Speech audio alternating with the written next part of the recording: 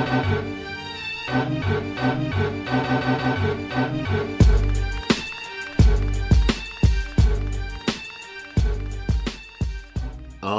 here goes, and welcome to the 122nd episode of Throwback Hoops.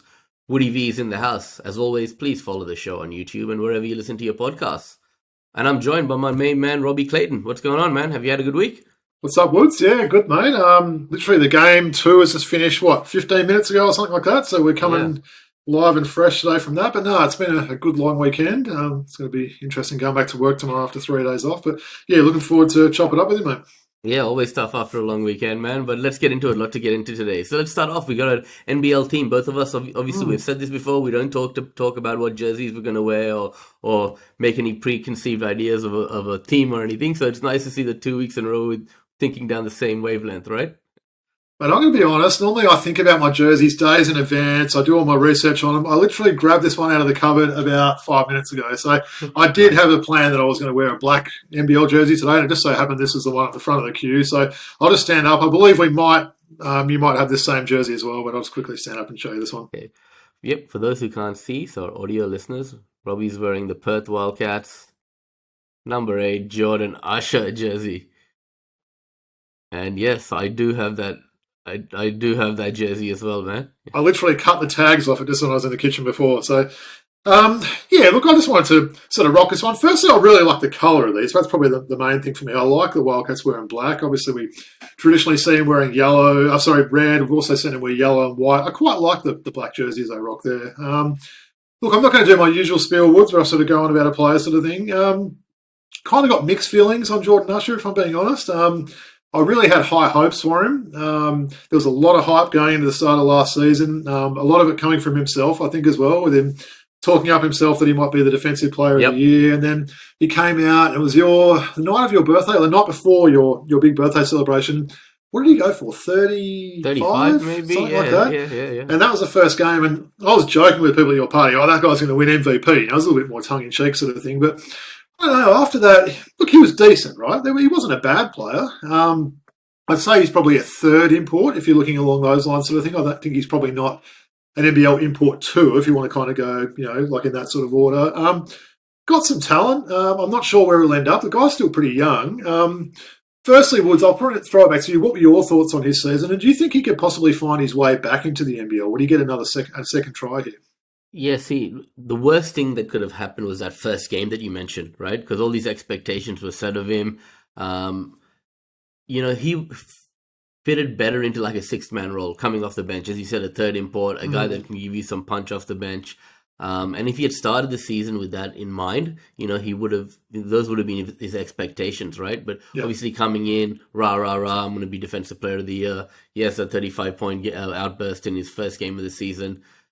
From then onwards, it kind of didn't bode well for the rest of the season. But he's going to make better decisions. Let's be honest, right? Yeah. I mean, he's got all the talent and skills, but his IQ needs a bit of work, and making better decisions in pressure situations is what's going to get him a job in this league again, let's say. Yeah. Good call. And the defense thing was interesting because, look, I don't even think he was an above-average defender. It was weird. He was an average defender. He was fine. But, like, in terms of, how much he rated himself defensively to what he actually showed on the court was a strange one, wasn't it? And you're right. He would have come out here thinking, look, I'm going to be the man in this comp. I'm obviously playing with an MVP. But I think they're friends as well, from memory. Very good friends. Good friends. Yeah. So...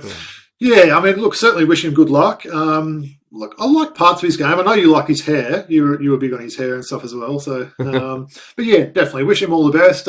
Look, he had some moments for the Wildcats, and I thought it was fitting. I got this in the sales. I didn't go and spend full price the same as you, right? What were they, like $25 or something for one of these jerseys? So I thought that was a pretty good price to pay for one of them. So, definitely. All right, nice one. We'll continue the NBL theme for us. All right, man. I'll just stand up. Woods are standing up, rocking the nice-looking Indigenous Brisbane Bullets Aron Baynes jersey.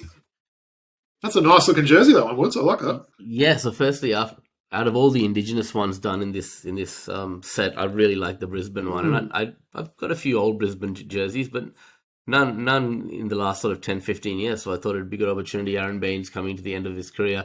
Look, I'll just talk a little bit about Aron Baynes. I mean, he's had a storied career for Australia. He's actually born in New Zealand. He's 37 years of age.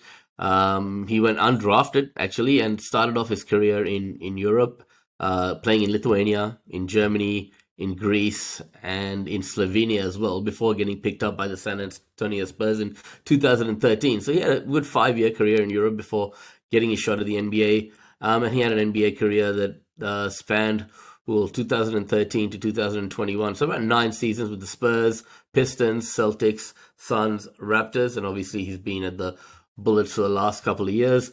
His career highlights include an NBA championship in 2014 with the Spurs I just mentioned, a Slovenian Cup champion in 2013, a Slovenian Super Cup champion in 2013. He also led the Greek League in rebounding. He made the All-Greek second team, and obviously represented Australia, culminating in that bronze medal win at Tokyo in 2020, where he suffered that horrific injury, potentially career-threatening injury. So first of all, it's great to see him, Robbie, back on the court and playing after going through his trials and tribulations. And secondly, is there a place for him? Is his career over? Is a team going to take a flyer with him this year in the NBL? I really hope they do. I hope he could end up being one of those guys like maybe your boy Nathan Jaiwa was at the end of his career, where he can kind of play limited minutes. He might only play 8 to 10 minutes a game, but he can, influence and show some, pass on some things to these younger guys on the team. So it probably might come down to a little bit of ego for him. He's been someone that's had some big moments on the NBA stage, a champion. Instantly, when you started talking about him, Woods, I was thinking about that 3-point game he had for Phoenix, I think it was. Did he have like 8 threes that game or something? It was ridiculous, whatever it was. So I think a lot will come down to ego for him. I think he probably could afford to take a pay cut. I think there's no doubt with that. He's probably earned pretty decent money over his career there. Definitely, but I'd love to see him stick on for another couple of years and just mentor some of these younger sort of guys, whether it's going to be in Brisbane. So currently, as of right now, still a free agent, right? That's what you're saying? Correct. And we're going to talk a little bit about the NBL and some free agent signings later in this episode. Yeah. And I'll throw another question to you about Aron Baynes when we get into that, right? Well, there's a team in Sydney that seems to have pretty deep pockets, so maybe they might sign him for the end of the bench, but yeah. Okay, so just quickly going back to what I mentioned about that, how he slipped in the locker room and had a serious injury to his neck and things like that. How happy were you to see him fight his way back and get back to playing pro ball again? Yeah, it was great, wasn't it? Look, that's scary. I still feel like we don't know all the details of that, I believe. So it was half time of a game, I believe, in that Olympics where he went off just for a bathroom break, right? And he didn't come back in like 5 minutes. I think someone's like, go check on Baynes, is he sick or something like that? And I think the way I sort of, recall it as, he basically was just laying on the ground. He'd slipped over and landed on his neck. I mean, we're talking about a guy that's, close to 7 foot. I mean, what would he be, Woods? 130 odd kilos. I mean, he's a mountain of a man, isn't he? So, yeah, it was a massive fall that he took there. So, yeah, great that he got back, isn't it? I hope, it wasn't a great way probably for him to end the year last year. He was pretty angry, wasn't he? The way he played with the Bullets last year. A couple of, very, very sizable screens that he set on people and that. So, yeah, great that he did come back, but I hope the book isn't totally closed on his career now. And what do you remember most about Aron Baynes? His time with San Antonio, that championship year, or those Boston Celtics runs that he went on? Yeah, definitely remember how his game evolved over the years. I don't think he had that jump shot or the 3-point shot that he's got now. He really worked on that. Certainly the Spurs one for me. I've got that nice grey or silver-coloured Spurs jersey. I really remember, I don't know if you remember this one, Woods, him and Paddy Mills when they were back in Melbourne after that championship, and they were on Fox Sports News, right? And they basically, there was a reporter doing something there, and they basically came in and almost photobombed do you remember the one I'm talking about? Yeah. They photobombed the interview, and the guy's like, get out of it like that. I don't think he realised who it was. And people haven't seen that. I don't know how you'd YouTube that, but it was hilarious, right? And I think they probably had a couple of cold ones as well, and they were pretty jovial and that. But remember that one. Just remember him being a good teammate and, being able to bounce around. I remember him wearing some random numbers as well. I don't know. That sort of comes to mind. That's some strange numbers there, but yeah, certainly made the most out of his career, and hopefully we haven't seen the last of him. Yep, agreed. And 2 really nice jerseys today, Robbie. So let's get into it. While we're just on the theme of the NBA, you said that the second game just finished. Boston have taken a 2-0 lead now as the series heads to Dallas, right? So talk to me. What have you seen? What are some key takeaways from the first 2 games? Firstly, Woods, it's nice to be here for a daytime podcast. I can't remember the last time we did a podcast in the daytime, right? It's, 1:15, Monday the 10th of June in Sydney now. It's cold, but it's sunny outside. But so I thought I'd start off with that. Yeah, definitely. Look, if I'm talking about today's game, Woods, I didn't think it was great. A little bit disappointing in terms of the standard of the game. I've been really looking forward to this one all weekend. It's not often we get a game on a day off. We were lucky enough for Chucky to have the King's birthday holiday today. So probably a little bit disappointed would be maybe the first word I'd use for it. And look, Boston's taken care of business, haven't they, at home? And I think why I use the word disappointing, I think just the standard in general wasn't great today. We saw some poor free throw shooting from Dallas. I think they might have missed 8 free throws, which certainly would have made a difference. Some really bad three-point shooting, Woods. You know I'm a big fan of the three-point shot. Yep, there was some ordinary three-point shooting. I'm talking guys that were wide open, like almost too open, and they were just like bricking shots. And how many air balls and shots like clanging off the backboard did we see there? So, look, I think it comes down to, and probably the theme of these first two games is Boston's defense, right? We were talking probably last week, we talked about, the ability of that they'd be able to have on Kyrie there. Derek White's defense, honestly, he's just, he can guard legit 3 positions. You could probably almost put him maybe on a power forward as well. He's so athletic and fast and that. Jaylen Brown's the other one, Woods, as well. His defense probably doesn't get enough credit that it deserves. I think he's a quality defender. I think I sent a message in the game. Is Jason Tatum the third best player on the team now? Being a little bit cheeky, but yeah, I love what Drew Holiday did today. But yeah, what were your thoughts on the game? Disappointing for you as well, or did you enjoy it a bit more maybe than what I did? I think I enjoyed the game today a lot more than game one. Obviously, you said there's some the standard could be a little bit better. But while we're on the topic of defense, Kristaps Porzingis, we said he'd be useful coming into this series. Yeah. His rim protection's been amazing through these first 2 games. I think he's got 6-7 blocks. Yeah. And he's getting it done on both ends of the floor as well in limited minutes, right? Very, very productive. And he's that rest has done him some good. Well, I think he grew about 5 inches in that 35 days rest. So honestly, he came out, looked taller than he's ever looked, sort of thing. I mean, you saw him standing next to Derek Lively. He was towering over him. But yeah, I think it got forgotten a little bit about, didn't it? He was a 20-point-a-game scorer in the regular season there. His defense has always been good. He can stretch the floor. He's made more threes, I believe, from that long distance. Like I think the third longest distance in the league behind Trey and blanking on the third, could be Dame Lillard. It's not Curry, surprisingly, but yeah, he can stretch the floor literally to 30 feet out there. So yeah, it's great to see Kristaps back, isn't it?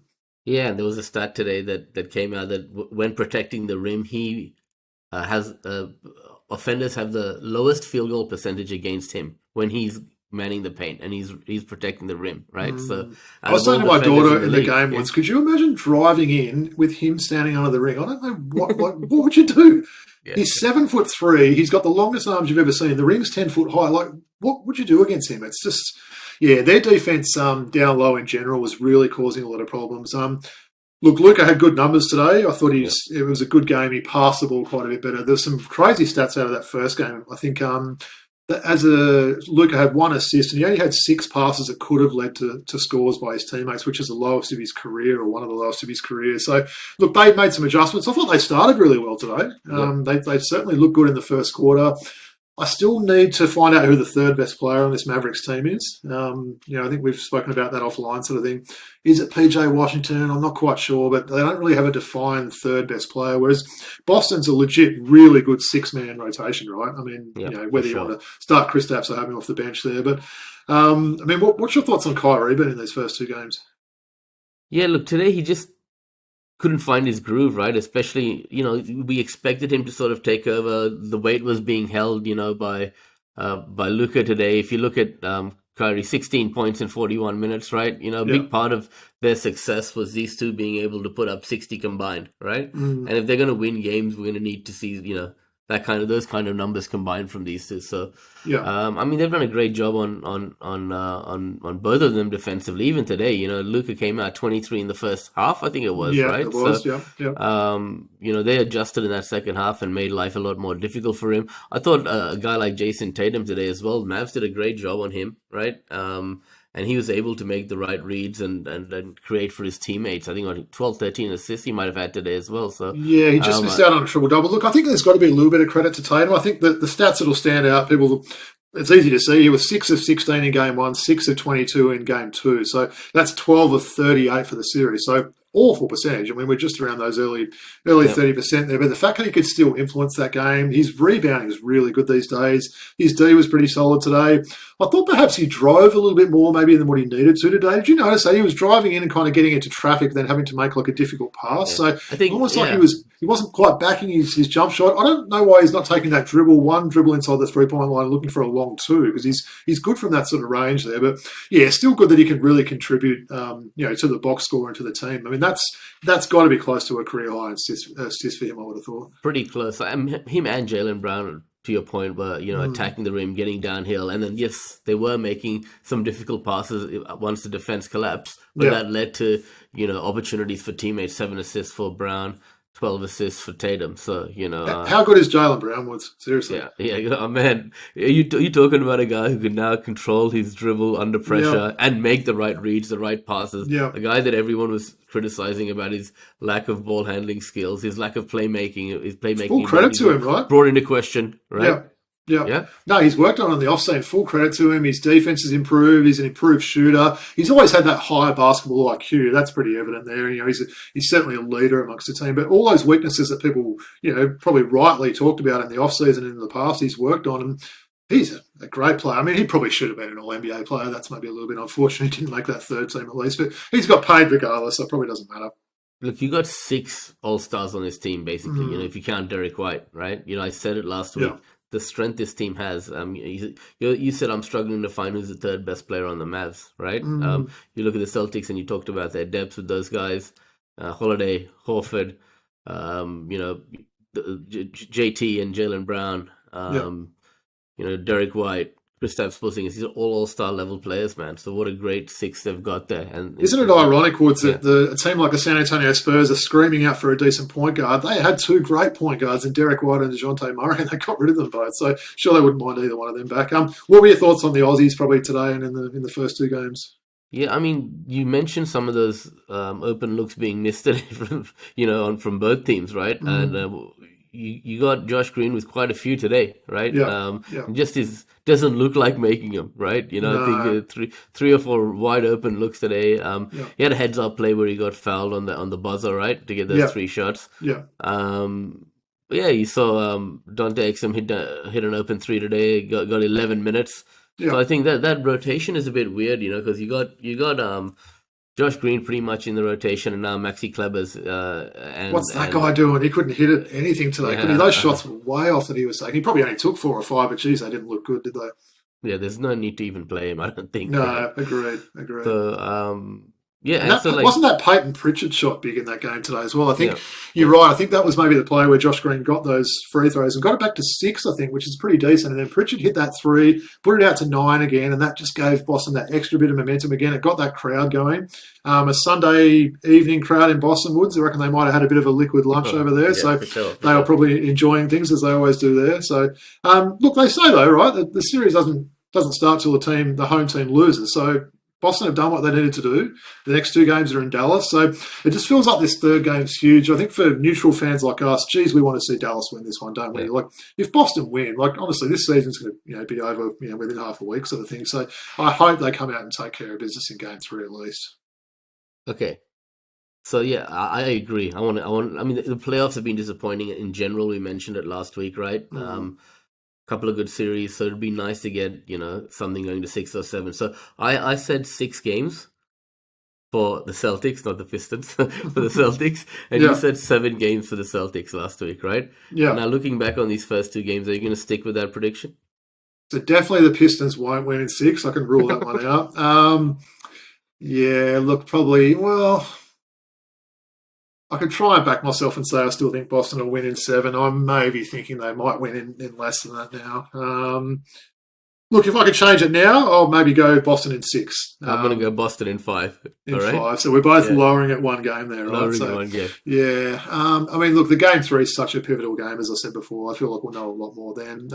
They say some of the role players on teams step up more in those home games, don't they? So we might see guys like Derek Jones Jr. and, maybe Maxi Kleber and these sort of guys, the 2 Aussies. Maybe those guys can step up and give the bench a bit more presence there and help get them over the line. But, I don't think it's probably going to go as long as we both first anticipated. Yeah, I agree. So look, yeah, one more thing before we move on. This guard rotation. Sometimes it's Exum, sometimes it's Mm, Hardy. yep. Green comes in there. It's a bit difficult for these guys when they're not getting knowing when they're going to play or not, right? So, Yeah. is there some credence in like Jason Kidd just sticking with Hardy or Exum and just giving some continuity there to let these guys play? It's weird because Hardy had a really good first game, didn't he? A lot of those were kind of garbage, points he got. I think he had double figures in not a whole lot of minutes in that game. Wasn't really a factor at Yep, all today. I think the whole point with Exum, and they said that on the broadcast, they were looking for the Dallas to try and push it a lot more. yeah, for sure. Exum's one of the fastest guys in the league, bringing the ball up, sort of thing. A couple of times he's a little bit out of control doing that, but it might be a little game by game basis. Maybe you need to essentially split those minutes. So if you're giving, for example, if Kyrie's playing 34 minutes a game and you've got 14 minutes to split, maybe you give those guys seven minutes or so each and see which one's looking the best after, say, 5 minutes of that time. But I think you just got to stay ready, don't you? I mean, Tim Hardaway Jr. is someone that I still feel like he could make a difference. For whatever reason, he's really fallen out of the rotation there. But, I mean, that's a guy who is a proven scorer in this league. Yeah, I so know. I don't know why he can't come on. Yeah, let him launch 4 or 5 Very threes. surprised. Very surprised. 100%. What makes you wonder whether there's more than meets the eye with that story there? Because, that seems strange to me. But, we'll see how these guys get on their home court from Dallas.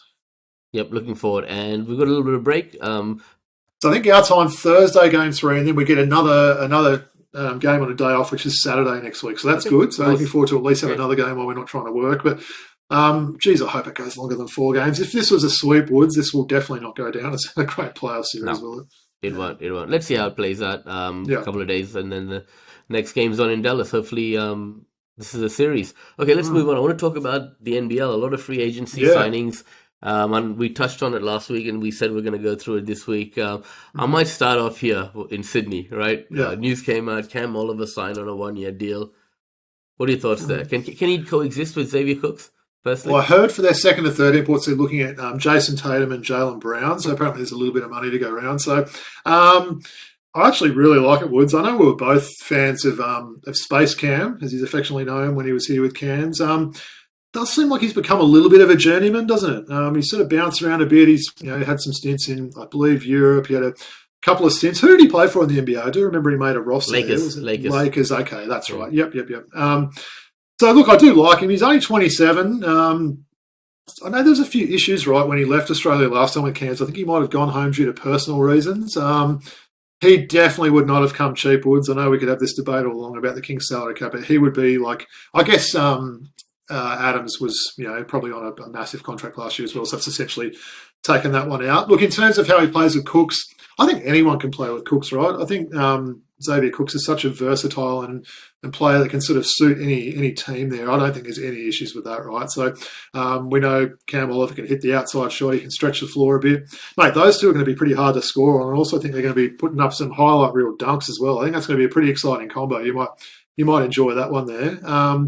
So look, again with the Kings, cleaning house with their imports, we just seem to see it year after year, don't we? It's like, I'm assuming one of those import spots will be a point guard. So it just feels like, we've gone from Casper Ware to Walton to Adams. Adams to Walton, back to Adams. Yeah, okay, yeah. And then obviously Casper Ware was before that. So Casper Ware, then Adams, then Walton, then back to Adams. So literally they have a different American point. It'd be great to see some continuity there and actually try and bring someone back, especially in that point guard position. But would you say that's what they need, a point guard? And what will the third one be? Like a Suarez type guy, like a more role-playing type? Or, a Simon for that defender type, like some, a role-playing type third import? Or?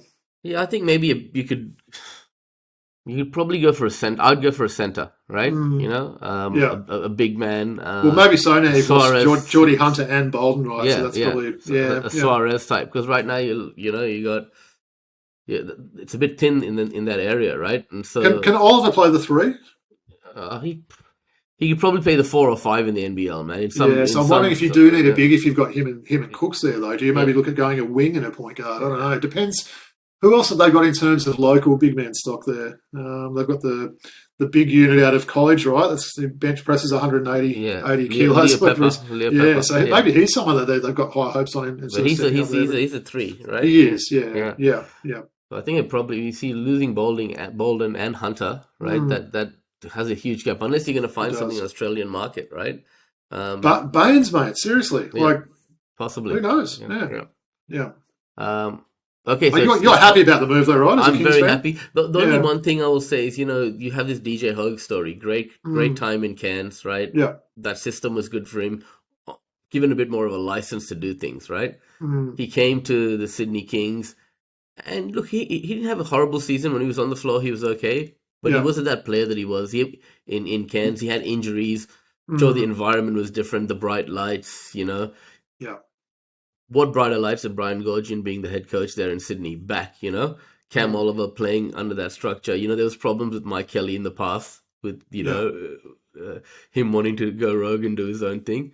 The storyline that I want to see play out is how's that going to work? How's that dynamic going to work with Gorgian and Cam Oliver in a big city like Sydney? Hey, right? Gorge seems to have a lot of success getting the best out of his players, though, doesn't he? So I think you're probably looking pretty good there. Yep, good. Okay, cool. Let's move on then. I want to go to the Taipans to import signings, Tanner Groves and Rob Edwards. Tell me, what do you know about these guys? Well, firstly, I didn't go too hard on the Kings, did I, with all those salary cap things. I had a little bit more prepared, but I said I'm in a good mood today, so I thought I'd hold off that. Good. Appreciate it. Look, I like that Cairns have gone out and locked in their imports early. We've seen them do this in the past, and it has worked. Look, I don't know a heap about these guys. I know in terms of Tanner Groves, he's a huge, big unit there, right, Woods? So Yep. I believe he played with a couple of colleges and was with Oklahoma. So, we've seen guys like Brady Manick come out of that program there. Of course, our boy Ice Tray went there. So he feels like he'll be a pretty big unit for the NBL. So what was the big unit they had a couple of years ago, Cairns? Oh, I'm blanking now. Do you remember the guy I'm thinking? Do you know the guy I'm thinking of? The tall white guy? Yeah. Oh, yeah, I'm just having a blank now, but yeah, I remember his name. So I wonder if it's the left-hander. I wonder if it'll sort of fill a similar sort of role to him. Look, in terms of Rob Edwards there, all I'm sort of hearing about him is that he's going to really provide a lot of good defence. So potentially he could be down that kind of lockdown guy that can come in and lock up the team's, best scorer or wing or two guard or something else like that. So Colton Iverson, am I thinking? Yeah, Colton Iverson, that was New Zealand. Yeah. Okay, I'll get my big white guys mixed up. Anyway, someone correct, fact check us on that. So, look, they seem decent, right? So, correct me if I'm wrong, they've still got a third import spot. They're changing all three imports? Or? Yeah, that's right. So you've got no more Pat Miller or Taj McCall. Yeah. And the little played forward, what's his name?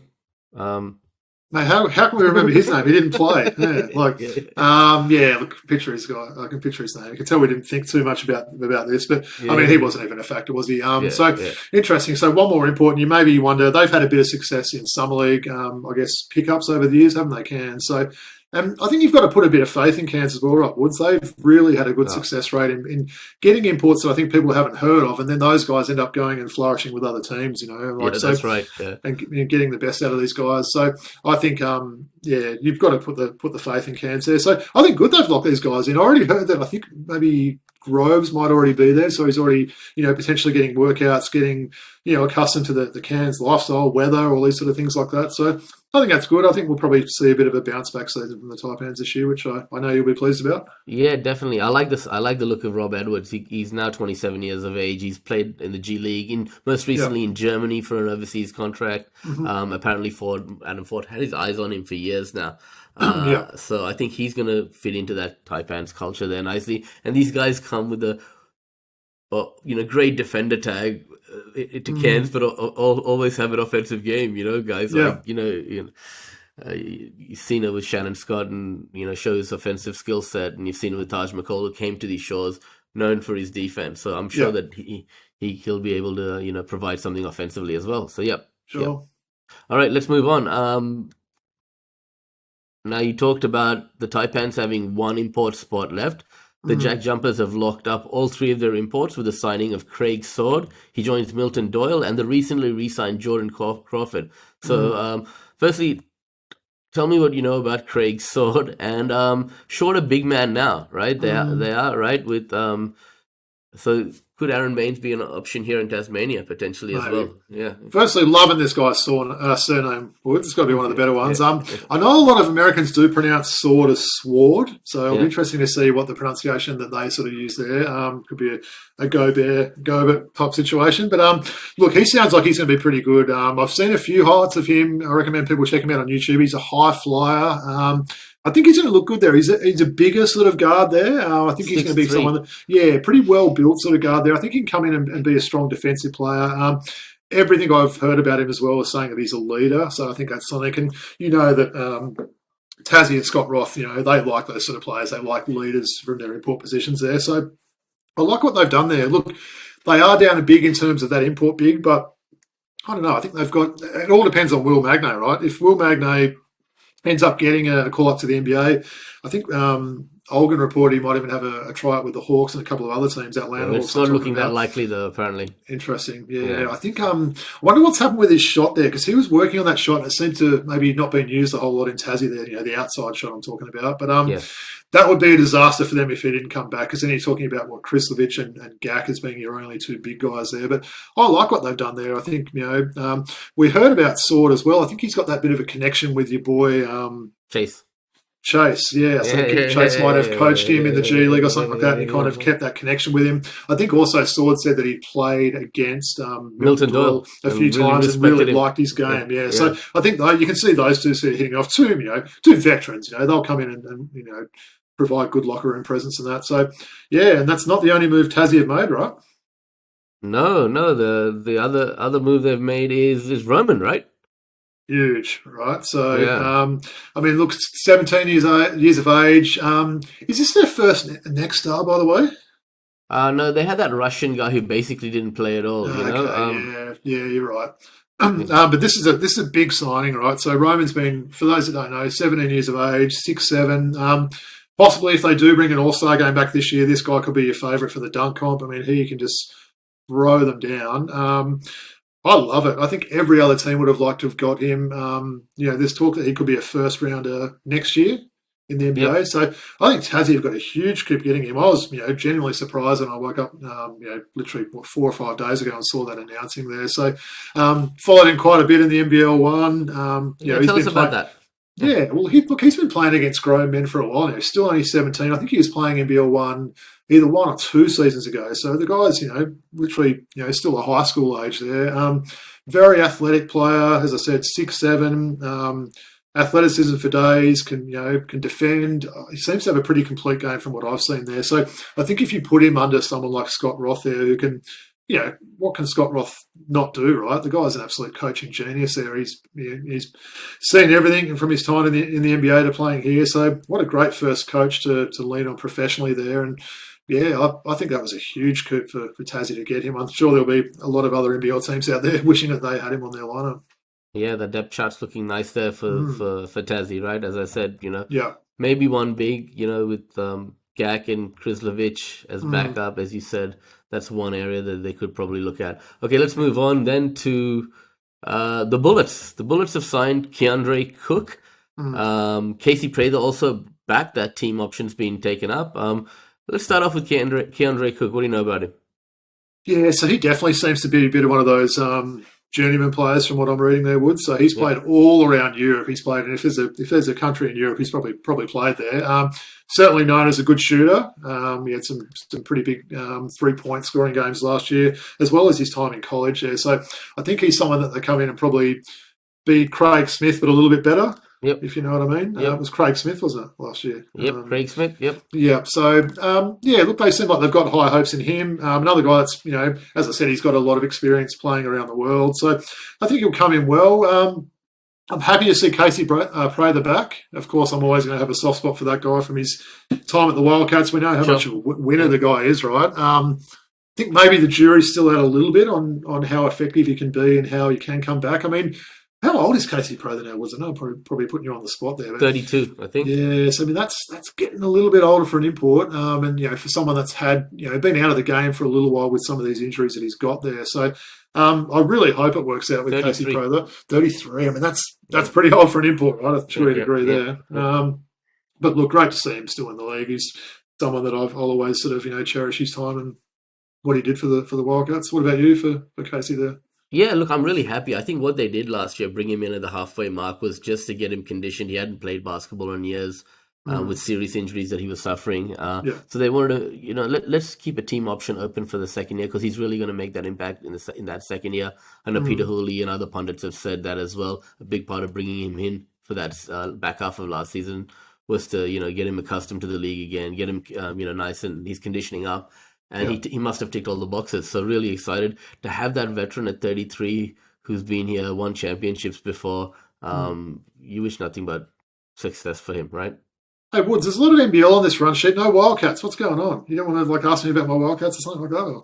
All right, fine. Let's move on to your Wildcats in a second. Before we do that, I'll just quickly let you know that the Bullets, right? The Bullets with Roman's signing as well. There, they've now. Sorry, not Roman. With the signing of Prather and the signing Cook. Of Keandre Cook now. He joins Josh Bannon, Tyrell Harrison, Sam McDaniel, Mitch Norton, Casey Prather, Isaac White, Rocco Zikarski, Dangadell, Toey Smith Milner, and development player Carl Savage on the Bullets roster. So I think they're pretty much done now. The Bullets. Yeah. They're looking at that Shannon Scott situation and looking for a buyout there, so they can potentially bring in one more import. But it doesn't sound like they want him back there, Shannon Scott. I mean, I know you're big on him. He did have a great year with Cairns 2 years ago. He was pretty ordinary last year, I thought.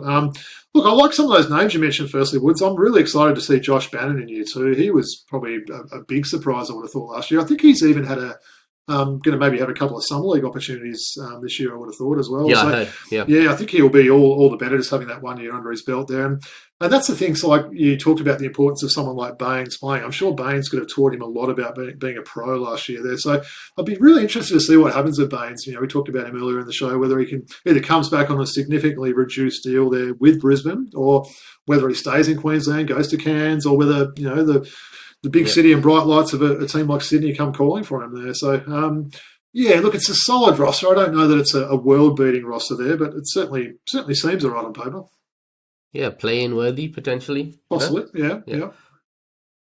All right, so quickly talk to me. What's going on out west? Yeah, I mean, look, I think the Wildcats have just got that one import spot to fill. I think the rest of their team's pretty much set, though, right? They've got all the New Zealand connection there. They have lost Corey Webster. Ty's back. Hiram Harris is back. Maybe I'll throw this back to you, Woods. Obviously, with this one import spot left, what sort of need do you think they have there? Probably, I said before I'd love to see us get an import point guard and play it alongside Bryce. It doesn't seem to be something that they're interested in doing. So I would have thought maybe a wing, but what do you think would be the best fit for that import? I definitely think an import point guard would be the way to go, right? It would just add a different dynamic to this team, an unselfish point guard that would be willing to, play off the ball sometimes as well. Would be a nice fit alongside Bryce Cotton. So Doolittle's obviously back. That's a great coup to get him back. Yeah, it's good they've got that signed up early, I don't think that point guard thing's going to happen though, do you? No, I mean, Perth aren't known for it, right? So...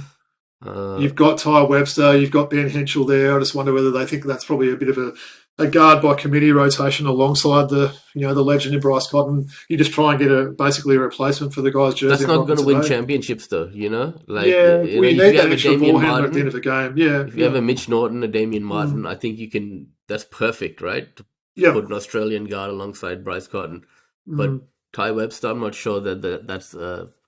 He had a great year last year, but I'm not sure that's going to take you to a championship. So you'd like to see Ty Webster more as a six-man type role, would you? Definitely. Like the first guard off the bench? Yeah, I mean, say they did that. Say so it was a point guard import alongside with Bryce, and then you've got Doolittle.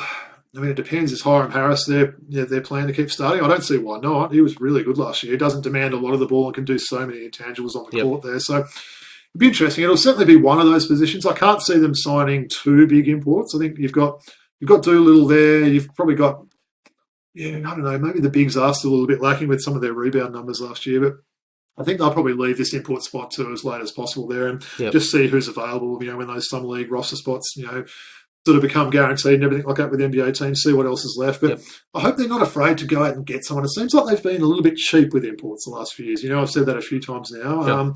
Perhaps they can talk to the Kings accountant, I'm not sure. But hopefully they get something good and they make me a happy man again this season. All right, exciting times ahead in the NBL. Okay, just before we finish up, let's move to Classic Packs, Robbie. What I've got today is the 2021-22 Donruss basketball Panini card. There's only 6 in there, right? So these are 32 years newer than the pack we opened last week, right? That's correct. So 6 cards. Interesting. Yeah. What are we showing on the front? Is there any chance of like an autograph card or any sort of rare, random things in here? Doesn't say anything.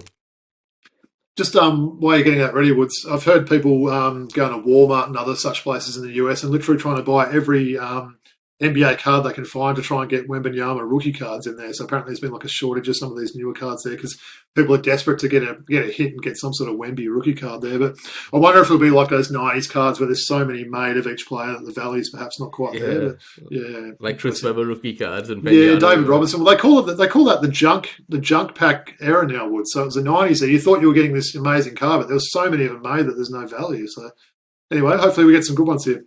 We were talking about this big man from the Mavericks who played today, who looks cooked. He just looks cooked, like his career is probably Maxi Kleber in the NBA. Maxi Kleber, the German. Yeah. Geez, he didn't look great today, did he? That shot was not looking good. Him and Powell are both cooked, man. They are. A little bit boring on the back of these ones, right? They couldn't have stuck a photo. The ones back then were way better, right? They were, weren't they? Yeah. And what's going on with 6 cards in a pack? That seems a little come on, man. Give us a bit more. Okay. We talked about what an impact he's had on the Boston Celtics this year defensively today and in the first game. He's probably my MVP of the finals so far. This is when he was at Milwaukee. I'm talking about all world. If they win pretty soon, he might be going on holiday, right? Yeah, Drew Holiday, exactly. Nice. I got him as MVP. Full credit to Drew Holiday, Woods. I reckon even 4 years ago, you wouldn't say he was a great shooter, right? Yeah. You know what I mean? know, His 3-point shooting this year is pretty much career best for him now. So, loving what he can bring there. You know, I've been a fan of him since back in the Philly days as well. So, affectionately referred to as the Slim Reaper, one of the greatest scorers of all time. Has he got a backpack on there, or is that back in the day? So a bit of KD. Yeah. Kevin Durant. Well, that's a good card to get. That's sort of an absolute Hall of Fame lock to get in there. Yeah. Nice. It's funny, Woods. I've got a lot of these Panini stickers that I bought over the years, but not any of the actual cards. They feel nice. They got like a bit of a thickness to them. They do. Yeah. Surprisingly out of the league, this microwave built a name for himself coming off the bench in San Antonio for all those years before moving to the Milwaukee Bucks.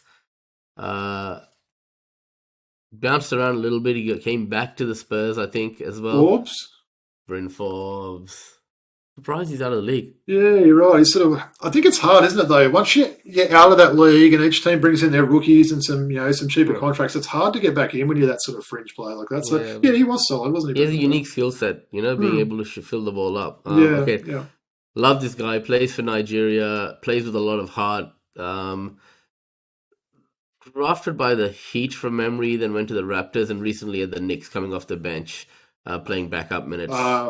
Is he? Would you say this is a precious card for the collection? Yeah, precious. Yeah. Tell you what, he was pretty good for the Knicks, wasn't he? You're right. I thought he came in and they were a few bigs down in the playoffs and that. I thought he was pretty good, Precious Achiuwa. So I think they probably did well in that trade. Yeah. Okay, this is a great expectations card. So this is an insert. The number 2 overall pick in the 2021 NBA draft. This guy is a young phenom, and he is from the Rockets. Oh, Jalen Green. Jalen Green.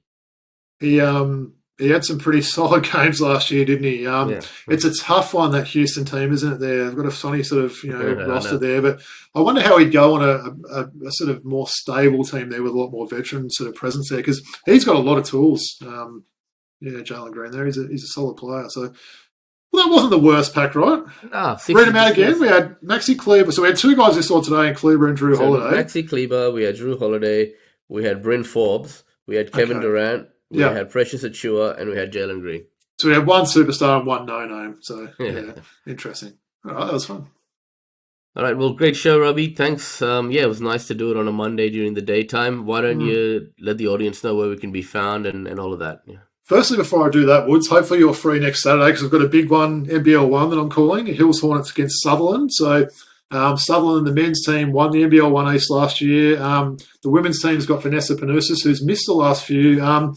They've also got friend of the podcast in Lauren Nicholson, but I'm almost certain she's not going to be playing. She's been representing the Opals in this last couple of weeks in the China tour there. I think she's still a real good chance to make the Olympics, and I'd love to see her make it. We'd love to see 2 Laurens make that team, right, in Nicholson and Jackson there. So A little bit disappointed. I've spoken to her a bit throughout the off-season. I was looking forward to call her game. I even joked that I was going to sneak one of her jerseys in and try and sneak up and get her to sign it while wearing my Hills Hornet stuff. So come down and watch that. Not only yourself, Woods, but anyone else that's in the Hills area of Sydney. So the tips off 5:30 on Saturday coming up. So Hills against Sutherland. But yeah, in terms of all the normal sort of stuff there, please make sure you like, rate, and subscribe. You can follow us on X at Throwback Hoops, Instagram throwback.hoops, email address throwbackhoopspodcast@gmail.com, and Patreon as well, Woods. I'll sort of take that away this week. So if anyone's willing to pledge a little bit of support to us there, it would certainly help out with the associated costs there. So there's quite a few costs, isn't there, Woods, that maybe even we didn't know about when we sort of got this idea off the road there. We're talking Adobe fees for that amazing editing job that I do. Did you notice anything strange about the edit that I did last week, Woods? They changed the face. So, well, basically, after my internet stuffed up a bit, which I was disappointed in, when I came back on, I went from being the one side of the screen to being the other side. So I watched it back the other night. It was a bit funny. Not sure if that would have really distracted anyone there, but yeah, look, any sort of small pledges anyone can make there could really help us put this together. We're certainly going to continue weekly while the finals are on, probably for the rest of June, I'd say. We'll do the weekly shows. Big draft for us coming up, right? Our Hawks with the number one pick there, potentially a former Wildcat going there. That's still very much to be determined. I think might be one of those draft days we see a few trades and some movement there. So definitely, we'll certainly keep the weekly post. Maybe when we get to July, we might sort of go every alternate week and just until the NBL starts to ramp up. But looking forward to all our NBL previews that we do every year. For sure. Yeah, we've got to get our boy Jacob Jacomas back on for his third appearance. We've got to sort of work on some of those guests that can talk about these teams. Looking forward to that, Yeah, definitely. And it's going to be exciting. As you said, the series doesn't start till, the games being played in both cities, right? So let's hope this is a series. Yeah, it was a really fun show today, man. And until next week, peace out from Robbie and I.